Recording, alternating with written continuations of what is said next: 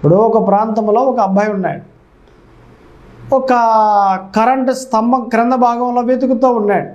సాయంత్రం దాదాపుగా 7 ఆ సమయంలో వెతుకుతూ ఉంటే సరిగ్గా ఒక ఆయన వచ్చి, పెద్ద ఆయన, ఏనాయనా వెతుకుతున్నాం ఈ టైంలో అని అన్నాడు. లేదండి, మా ఇంటి తాళం చేయి పడిపోయిందండి, దాని గురించి వెతుకుతూ ఉన్నానండి అని పాపం ఏడుస్తూ చెప్పాడు. అలాగా నాన్న, ఎప్పుడు పడిపోయిందంటే మధ్యాహ్నం పడిపోయిందండి అని అన్నాడు. ఓకే రైట్, అయితే వెతుకు.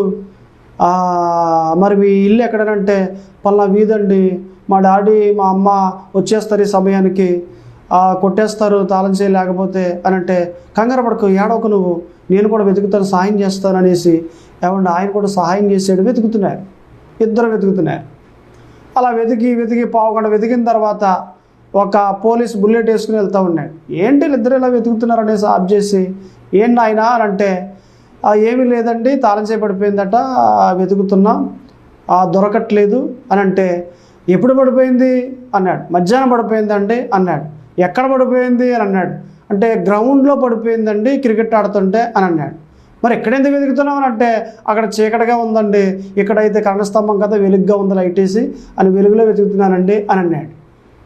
చంపేశారో బాబు, అక్కడ పడిపోతే ఎక్కడెందుకు దొరుకుద్దిరా అని అంటే, అలాగండి, మరి ఎక్కడే వెలుగు ఉంది కదా అని అన్నాడు.